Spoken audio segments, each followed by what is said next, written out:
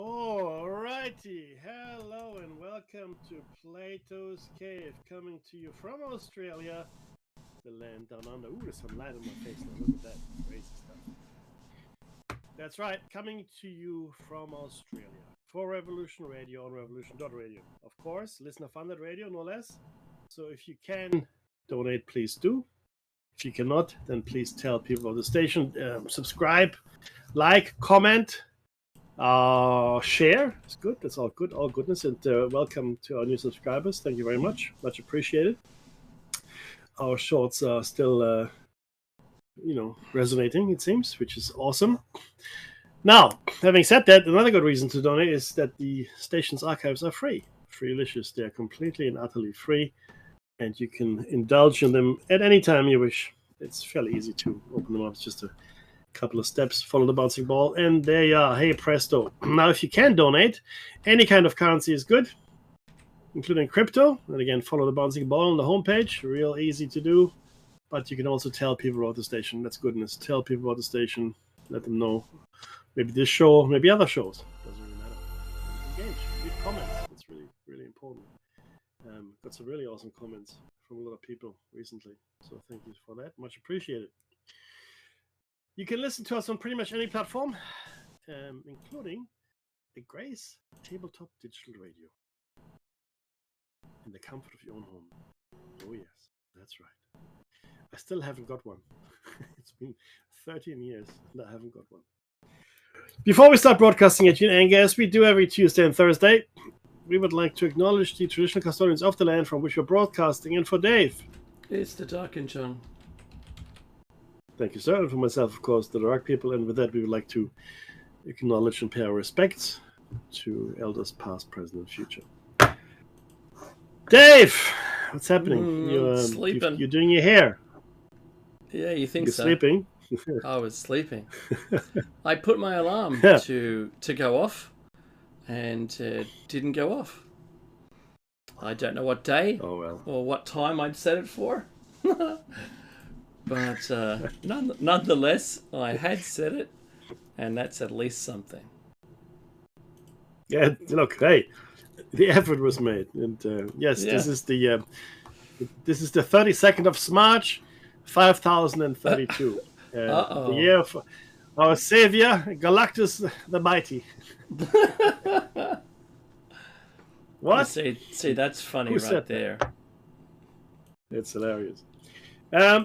But there was some stuff that you brought through, and I think we should. Actually, I like your thoughts there. Why don't we start off with the topics that you wanted to discuss? Because I think there's a lot of validity to it, and I think it'll go nicely into our conversation for the managed decline and so forth. So why don't you share your thoughts with us, my friend? Yeah, totally. I came up with this today. In not a sleeping moment, in a waking moment, trust me there. And I put together something I think that will make sense to you. And this is digital ID and blockchain. And that would make a reportable history on every person. There'd be just one chain of data. It's so nice. We use it for receiving for Bitcoin.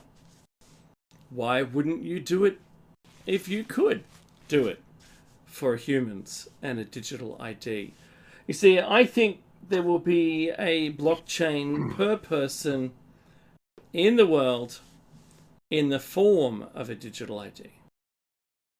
The problem is that the problem is that having a government that knows everything about you and can subjectively call out anything you have done and punitive measures, but punish you by withholding your benefits or privileges, whichever you choose. Privileges are given to you, handed slowly to you for well or good behavior. The benefits of those things we probably today would hold true to just being part of a democracy, albeit a civilization. And it goes against what our cultures have stood for since World War II and that is freedom. The very core of societal behavior is our ability to get about without being, interfered with by the government. They don't need to know it. Really, do they really need to know it? And I think this is the biggest fear. So the digital ID is only it's the tip of the iceberg, I suppose, and it's the end of everything. Because it's the excuse for it's so easy, we can just make it safer for you. If you were to go on a protest march, you would register with your digital ID just so we know no criminals are going to be there. But you go there and then suddenly there's a microscope on you checking your history from that point on, seeing what you said about the protest. Well, that would already be in place. But it's, like here, it's the safety, it's the children's safety about the internet. But they don't have to put their digital ID up. We do. All the adults do. So therefore, we can just turn into all the countries that we've despised and criticized for their endless accountability of the personage within their own society. It goes to social credit. Every single time you've got a way of being able to identify a person, it's just this whole swath of responsibility, panopticon, where you start to self-police, knowing that someone's always watching you. Each one of those things is exactly what we've been warned about. George Orwell's right. I'm sure there's many others that wrote in science fiction, or just simply fiction, dystopian universe, and we're not protesting against it.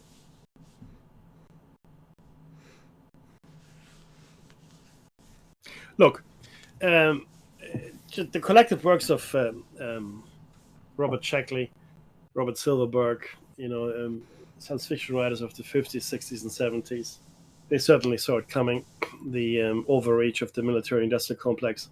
And to your point, okay, the freedom that we enjoyed as part of our liberal society was fought for and paid for in blood in World War II. Very much. I mean, we were, when I say we, I'm talking about the West, even though, I'm German. But I now count myself on part of the liberal democracies, if you will.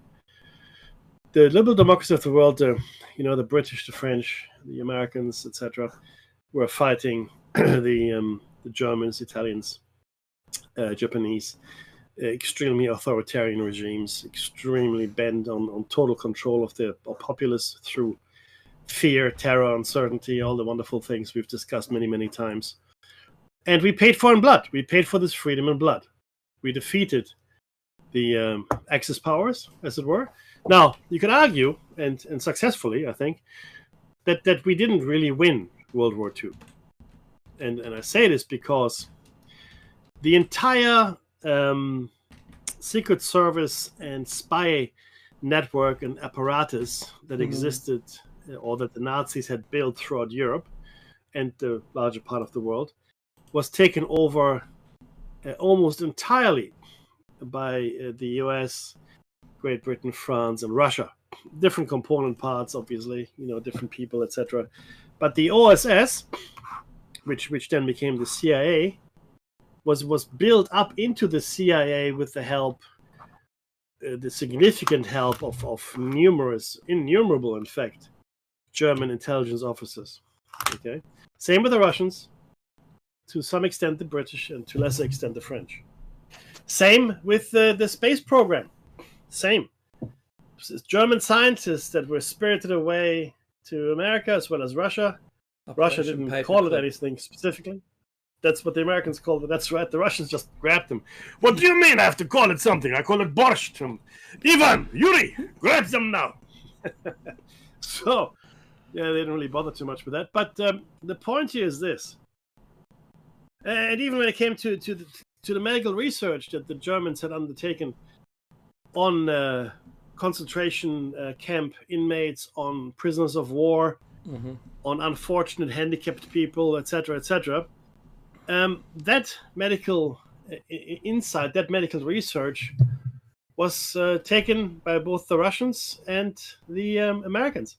Same with the Japanese medical research, which was just as horrendous as the German medical research, but we don't really talk about that much anymore, right? But again, the Americans and the Russians, they took it and they used it. Is it ethical? Well, that's a whole different show. We actually debated that over the course of 10 or 12 weeks, I think, when it came to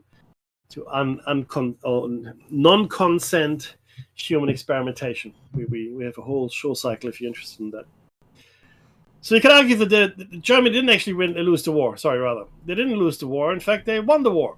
And if you look at what's happening today in the world, Russia is gone anyway. Russia is now an authoritarian regime.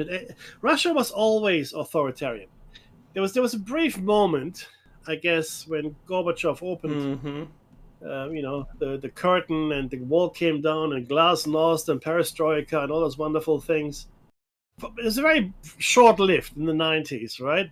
And then the Russian gangs took over, and then Putin came to power to sort of steady the course. But the Soviet Union had fallen apart, and now he's on track to reclaim their glory. With America, though, there was freedom, liberty. Americans were on top of the world. The 50s, 60s, and 70s certainly the 50s and 60s, I want to say, were a golden age as far as America was concerned. Western Europe as well, Western Germany, etc. Came to somewhat of an end. But now what we've seen over the last, it started in anger. It started with 9/11.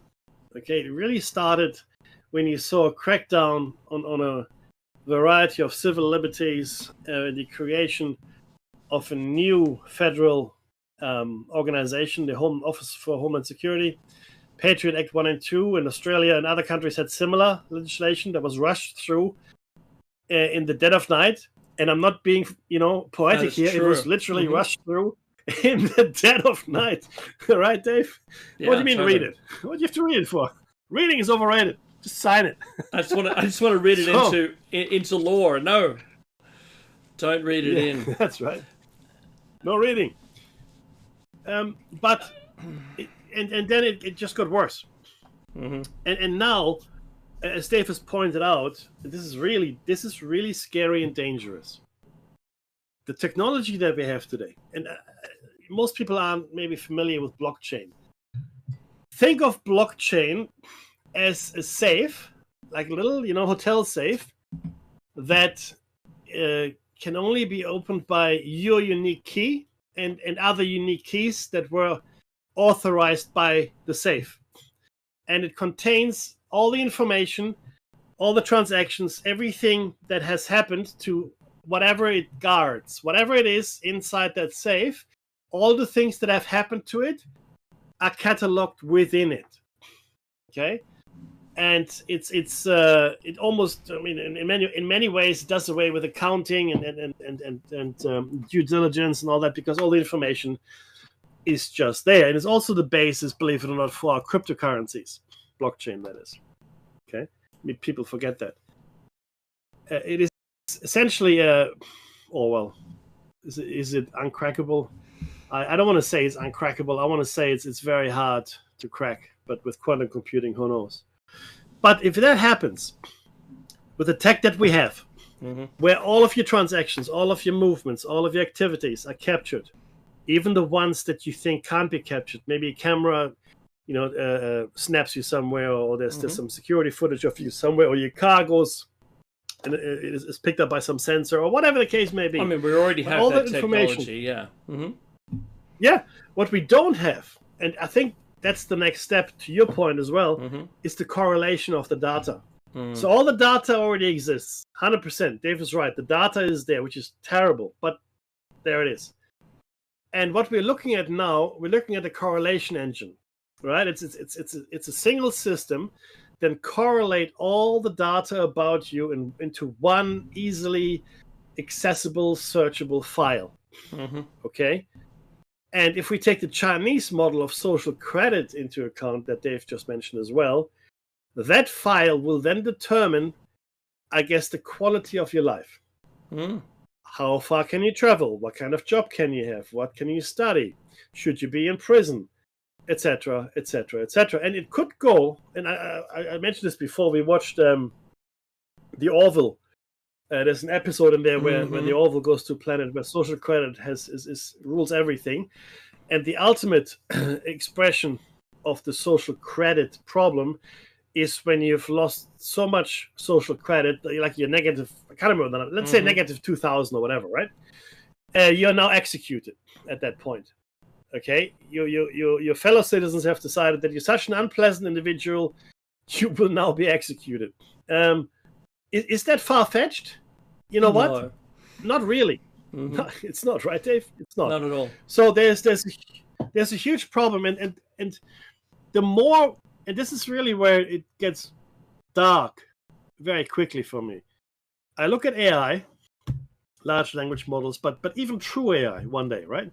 But I look at AI, I look at the physical robots that are being created, which are getting incredibly good. I watched a demonstration of the dog. I was invited by a technology partner, and they were showing a movie in a cinema. It was like a bit of a thing. And essentially, they had brought one of the Boston Dynamics robot dogs along. And it was walking autonomously. There was no one was steering this thing. I mean, there was no remote control. It was just walking along, finding its own way in a cinema. Now, cinemas, is a lot of steps and seating. It's not easy to navigate, but it did a very good job. And this was probably a couple of years ago now. But I remember being there. What it shows, yeah, right.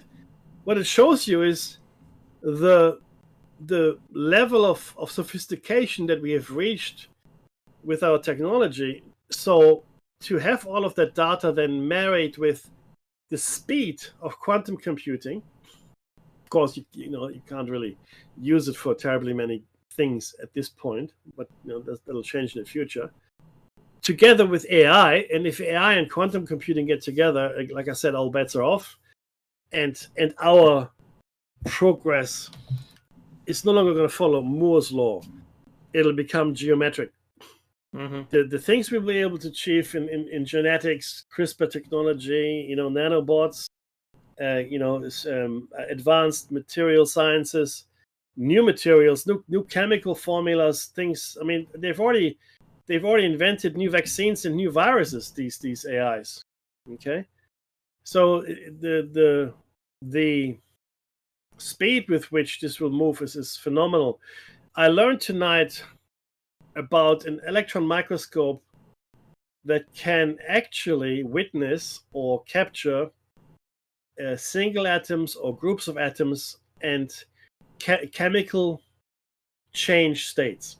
So, like cooking, for example, we've now got, this was invented by a lady from Cambridge University, originally from India, and she made it available freely, no patent, to all researchers. But essentially, this electron microscope can capture live, ongoing chemical reactions.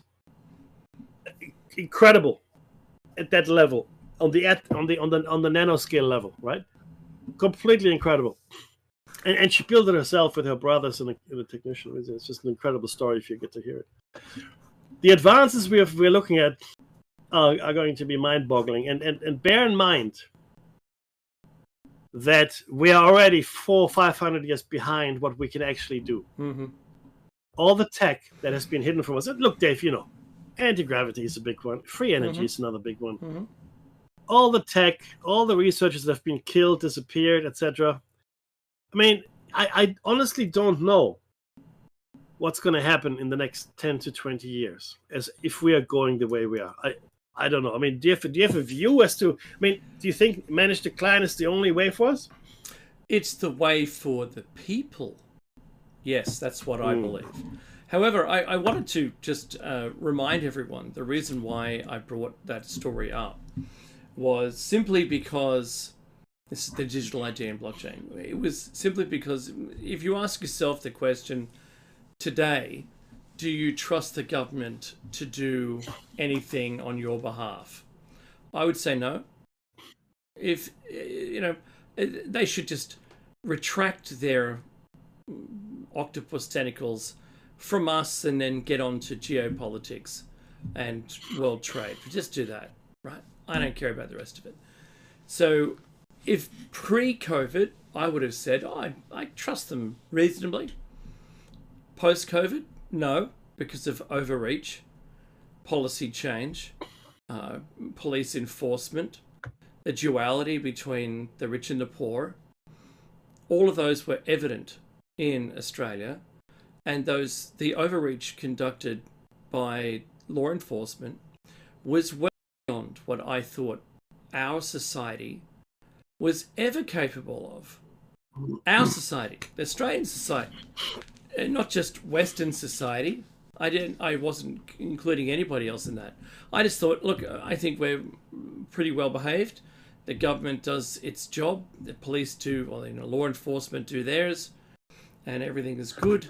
And then when the government started to lie, and I don't say this cheaply, it's not a throwaway line. They were selling something through the media every day that we needed to take something, and it didn't have the right amount, the correct amount, the safe amount of testing. And I'm trying not to say what I really mean here, but I think we all have the same message. So would you then, given their track history of recent times, would you trust them to have a digital ID and stay within the bounds of their initial instruction, which could be the truth or a lie? I think it's being sold to us one way, but it's going to be implemented another.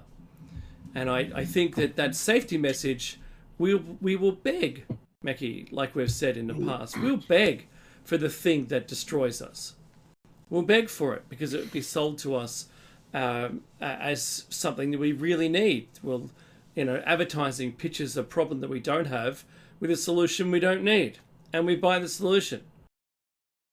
So 100%. That was number one. The second point to it, and this is also another step to read the reasoning behind the way I think.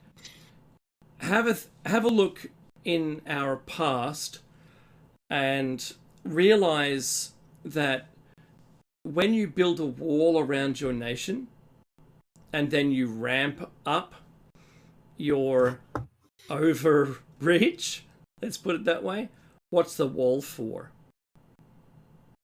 It might have first seemed like, you're stopping people coming in, but once you've got the wall, it can also stop you leaving.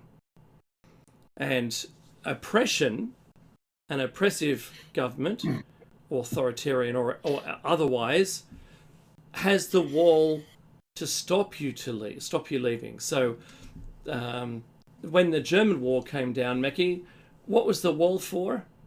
It wasn't stopping West Germans, was it? No. Like why are the guns pointing inwards? That's right. All right. It's what? Yeah. I think that this is the message. This is the message people aren't really focusing on at the moment. Yeah. And that's the same. If it was a digital wall, same. Yeah. And for the longest time, I tried to figure. Yeah, look, that's actually very true. Once we're in the box, we're in the box. Mm-hmm. And the beauty of the panopticon is that it doesn't even need anyone looking at you. That's right. Right? You just assume someone is looking at you, which is terrifying in many ways. Which is where we are. We are living in the panopticon, as Dave said earlier. The panopticon is now. Because you don't know. There's so many cameras out there, so many people watching you. You don't know if someone is watching you or not. You don't know if someone is recording your misdeeds, whatever they may be. You don't know if someone is judging your behavior. You have no idea. None. Zero. And it could come and just bite you one day, where you go, well, hang on, no, that didn't happen. Yeah, it happened, and now we got you on camera, so you're done. Thank you very much.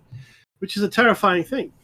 But for the longest time, I was trying to figure out, how does this manage to come about? What's going on? How would you do it? And I was thinking, okay, the pandemic, sure, that did it. Reducing, our birth rates, through SARS-CoV-2, which we now understand that's what happened. It severely affected male fertility. What the vaccine did or didn't do, I don't want to talk about because I have no idea. Suffice it to say, it was unproved. It was untested technology that was, tried out. That's a fact. It was untested technology, and there were no, longitudinal studies done on large populations to see what would happen. But now, what's happening in America, right, is it's paving the way to a managed decline, to a complete shakeup of the world order, where nothing will be as you recognize. In the next 10 years, the world will look very, very different to what you're used to. And I'll tell you why. So right now, America is in its longest shutdown period. Today, it equaled the previous shutdown, but now it is the longest shutdown. It's broken new ground. History. It's broken new ground, and it doesn't look like anybody's coming together to solve it. Donald Trump is not interested. So what is the problem then, right? And I'm going to be a bit detailed here because it matters. So the Democrats don't want to sign off on it because they believe if they do sign off on it, then millions of Americans will lose their health benefits, right? I mean, critical health benefits, okay? Health benefits that make the difference between life and death. If they sign off on it, that's what would happen on the current bill. What the administration says under Trump, well, if you don't, then millions of Americans are going to eat. The SNAP benefits are going to come off, even though there's a contingency fund that 2 federal courts now have ruled the Trump administration must use to keep the SNAP benefits going. Okay, so that's good. That's good news. But Trump didn't want to do it. We get to why in a second. But, so the choice here, so if the Democrats do agree and they sign, then Americans, millions, will lose health benefits. And this is not about illegal aliens, that's a red herring. The second thing that will happen is that, SNAP benefits and all the other stuff that's going to cost. You can choose between eating and, I guess, living healthily, or living in general, living at all. Okay, those are your choices. At the same time, Donald Trump is renovating a bathroom, building a $300 million ballroom, traveling throughout Asia while the government is shut down and government employees don't get paid. Now, what are the things that will drive a population to distraction? One is food security. Always, every single time, food security. 3 meals. Okay? That's what happened. Sorry? 3 meals. Yeah, 3 meals. We're 3 meals and 12 hours away from anarchy. That's exactly what happened during the French Revolution. In the French Revolution, food security was a massive thing. People were starving. Okay, so it's a really tried and true tactic if you want to push people to the edge. Now, okay, so that's crazy talk, Mackie. Well, no, not really, because Pete Hegseth has started building rapid reaction forces in the armed forces, not National Guard. In the armed forces, I think it's about 10,000 strong or something like that, to be deployed in American cities. When it comes to the unrest, they're expecting unrest.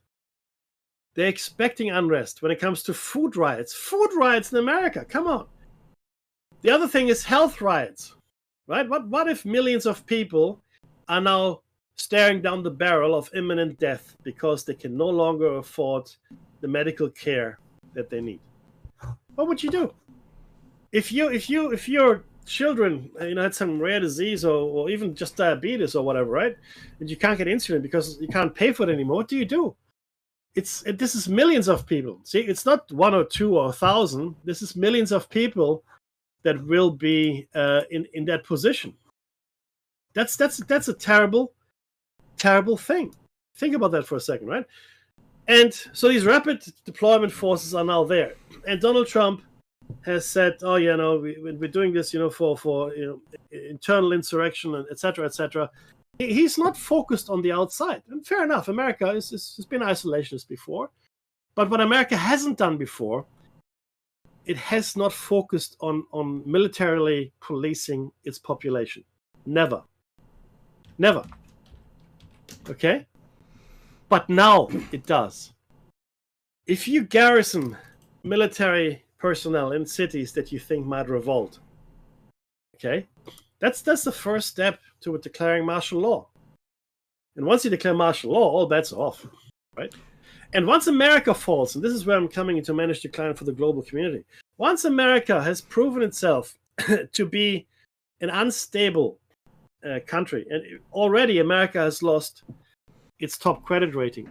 Already America is in a trade war with the world for no good reason at all. And Donald Trump is making decisions which make no sense at all to any economist or to any clear thinking person. But again, it's important. And I think, see, okay, this is Plato's Cave, and we shine light into the darker corners of the world. Mm-hmm. Donald Trump is doing what maybe no other career politician would have done. Okay? And he's doing it very effectively because he just doesn't care. He doesn't care. He cares about himself, what's good for him, what's good for his family. He's making billions. His friends are making billions. He's going to come out of this, smelling like roses. Fantastic. The people will not. I think what he's doing is definitely pre-planned and part of the overall story of taking over America and then as a consequence the rest of the world in a managed decline scenario with the Charles Schwab thought of you own nothing but you will be happy. Okay, this is the agenda. I'm sure he is a member of the group, and I'm sure this is all part and parcel of it. All the countries are doing it. So do you remember when Donald Trump had the tariffs on, then he flip-flopped and he pulled the tariffs down again? Okay, the next day in his office, in the Oval Office, there's a clip, maybe you can still find it on the net, guys. Charles Schwab was in his office. Well, this is my good friend Charles, and how much money did you make? $1 billion. Oh, brilliant. And another guy was there, Bob or whatever. I don't know, I can't remember. How much did you make? Oh, only $400 million. Yeah, we made some good money. Hurrah. Charles Schwab is buddies. Well, of course, these people live in each other's pockets. That's right. Why? I mean, see, I think people still believe that Donald Trump is actually working for them. Open your eyes just for a moment and just really take it in, please. Donald Trump is doing nothing for the American people.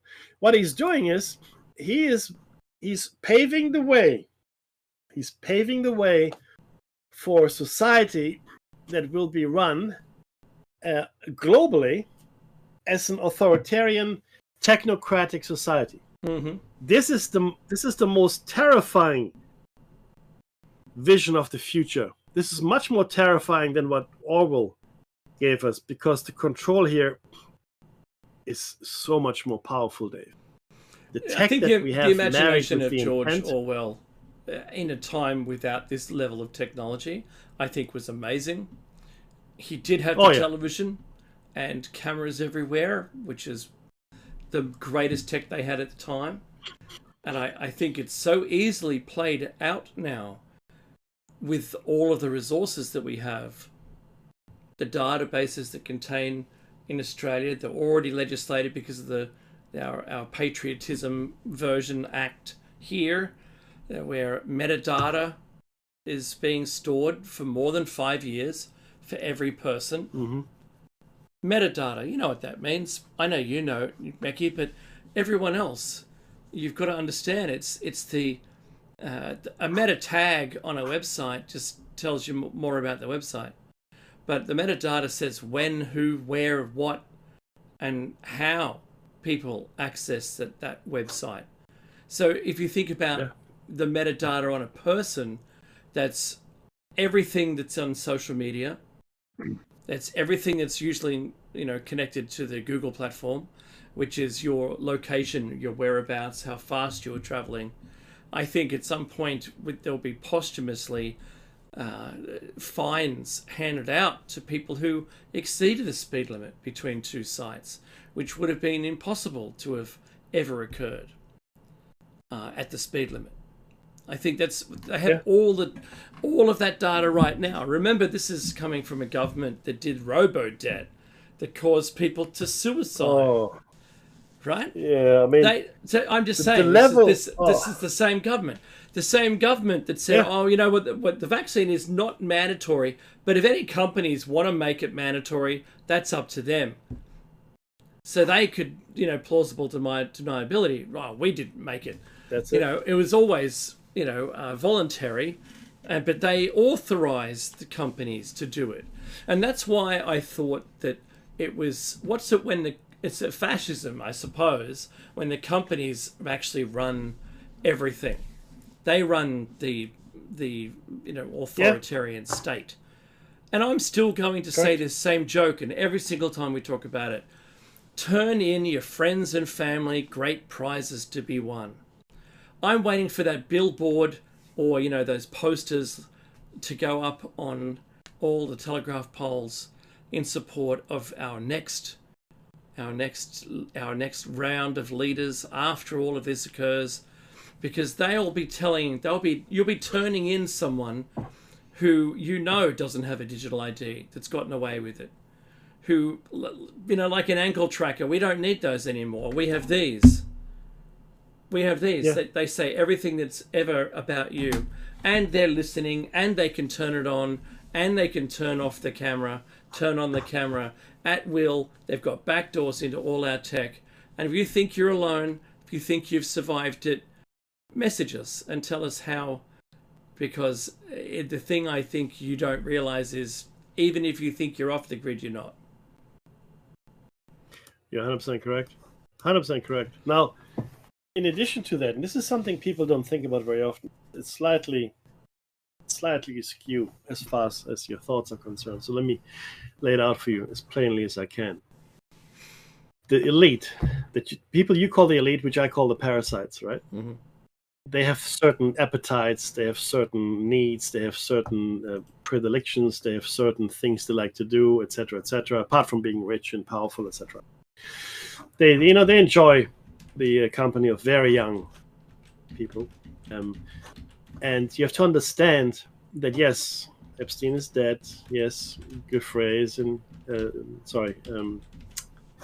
Giuffre. What's Giuffre. She received $2 million from Prince Andrew. No, she did. And then she was suicided, in my opinion. Apparently. Mm-hmm. And his accomplice was sent to I guess a farm prison now. She's sitting there and enjoying herself immensely, I'm sure. Not getting a pardon, maybe. Who knows? Diddy might get a pardon. But the point is this. Oh, Maxwell. This cabal of people. Maxwell, yeah, Ghislaine. Mm-hmm. The cabal, yeah, Ghislaine Maxwell is absolutely in the thick of it. But the point is, first of all, it is still ongoing.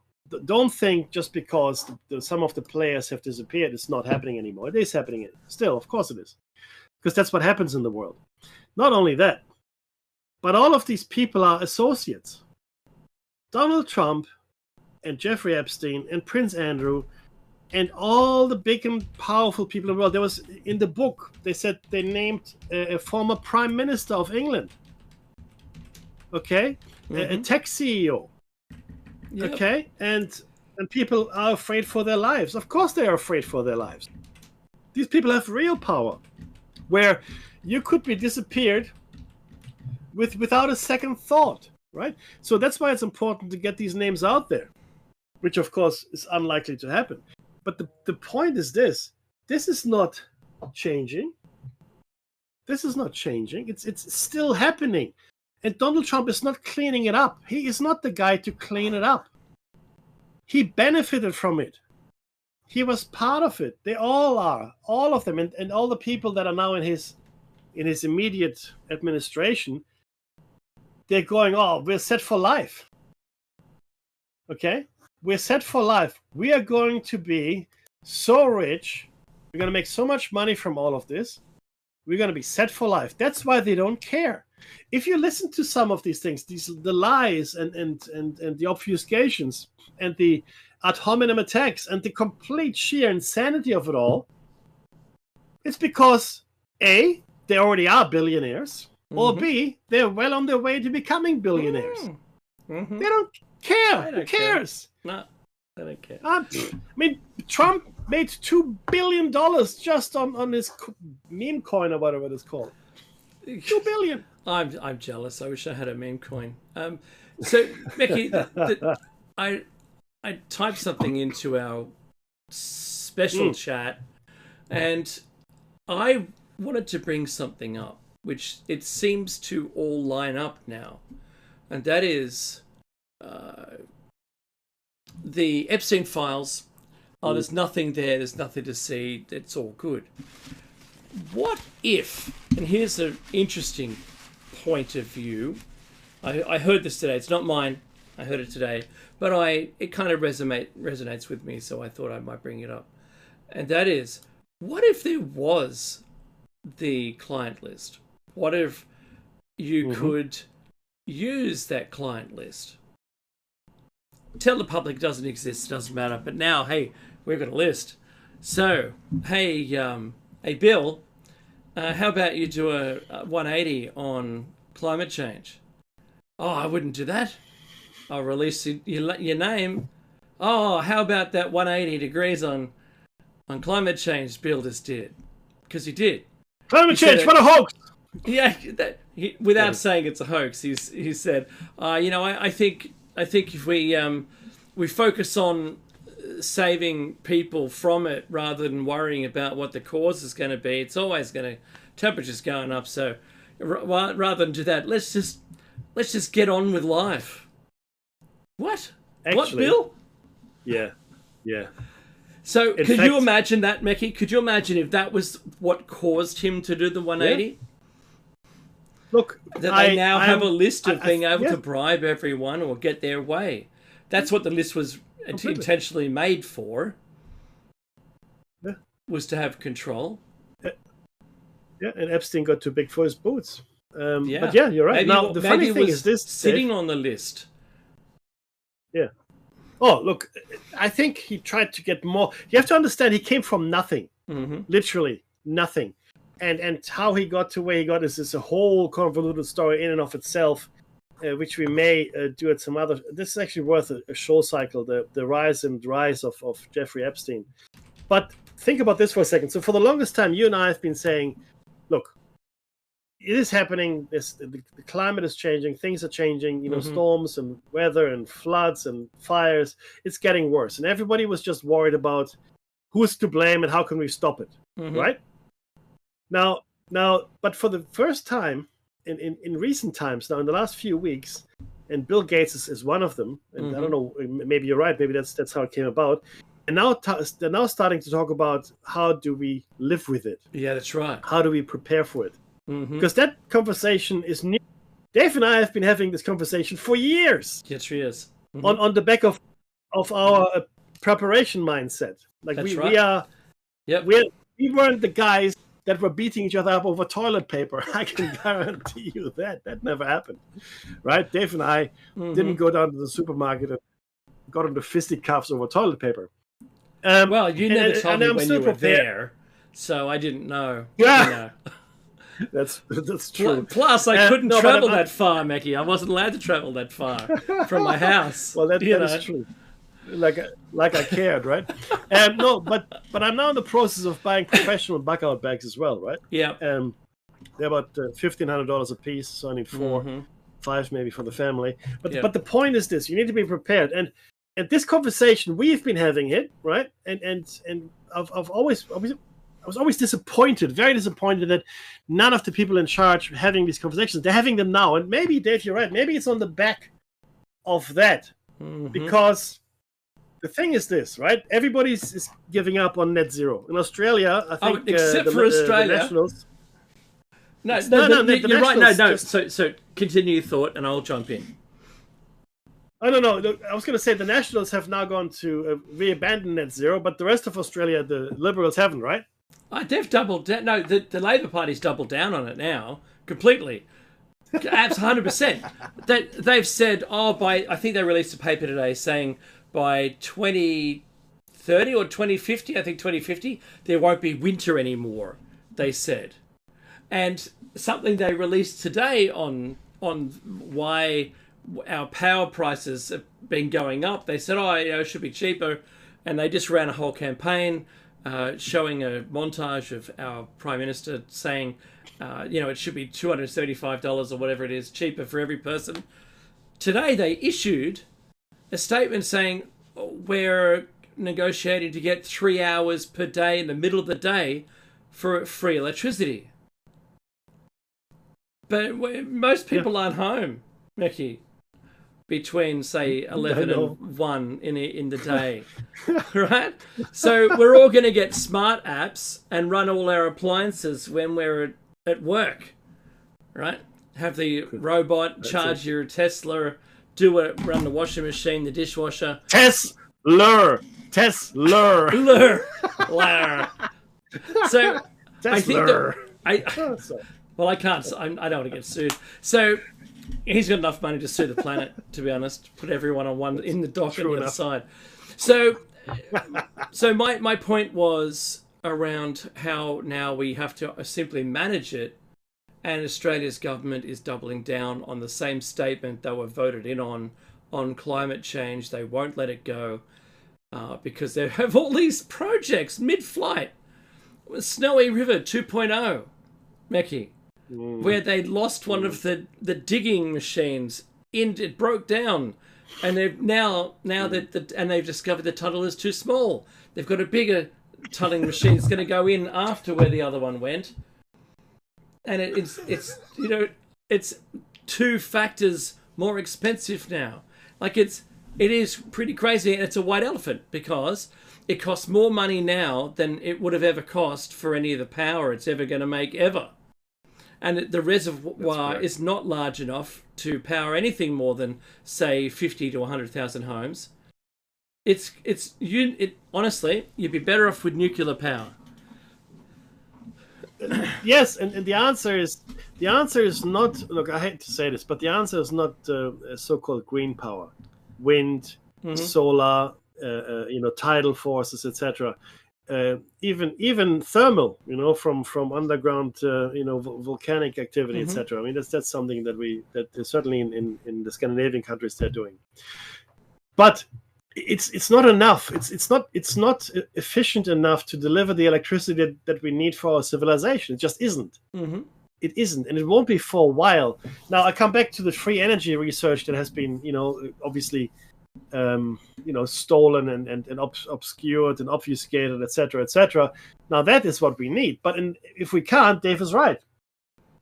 A thorium reactor is probably where we should go, right? I don't know if or tokamak. I don't know if you've seen the technology, but it's in fact the Germans were using thorium reactors, back in the 40s, and so it's technology that works. Fusion's still too far away. Fusion. Yes, well, I believe it exists already, but for us it is too far away. You're correct. I think other parts of society have it. The parasites have it. They have it. They've got 0-point energy. They've got it all. Okay, because you can't explain the UAPs and other phenomena unless you have access to that kind of energy. You can't. Exactly It can't. No, you can't. Can't be explained. Makes no sense. Not at all. So, yeah. So here we are, and I think nuclear is a solution, even though it's just a big steam engine, right? But here we are nonetheless. But the problem, of course, is now that we're becoming tectonically more unstable globally. There are more earthquakes, and not only are there more earthquakes, Flag Ray is going to go. Yeah, it's a super volcano. Well, maybe I should. Yeah, it's massive. If that goes, not good for Italy. Northern Hemisphere could be darkened. So. Yeah, and who knows what it does to Old Faithful and Yellowstone, etc. That's right. So there are a lot of things, and in the meantime, though, and this is the truth is very simple: oil and coal and gas deliver us what we need. Is it ideal? No, but two things: forest fires and methane. Forest fires and methane. Why am I saying forest fires and methane? Because these two dwarf our CO2 or greenhouse gas emissions. Methane, which is being released from the permafrost, right, to incredible quantities, as well as forest fires, which is releasing unbelievable amounts of CO2 into the atmosphere. those two factors alone are completely dwarfing anything the humans are putting out into the atmosphere. Totally. Okay, to be clear. So for the foreseeable future, and I do remember, this is funny, in the 90s, everybody was talking about peak oil. Yeah, I remember. What a that. nonsense!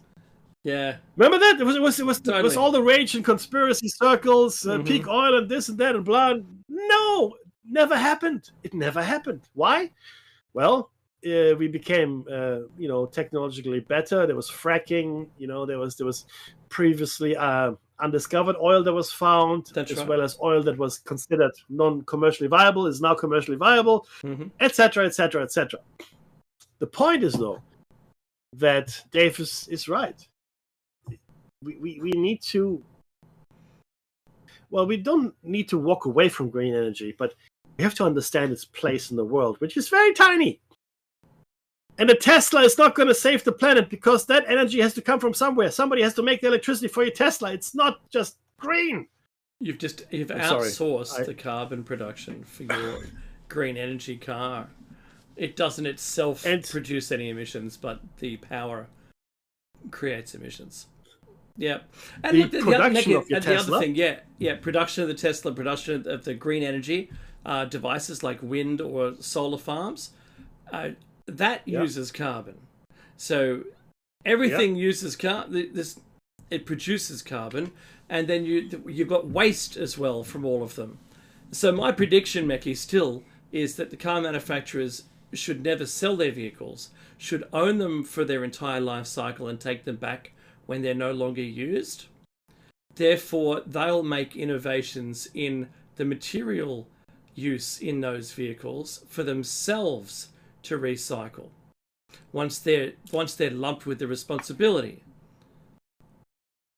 That's what I think is the way forward. Yeah, that would be good. I mean, because somebody has to be responsible, right?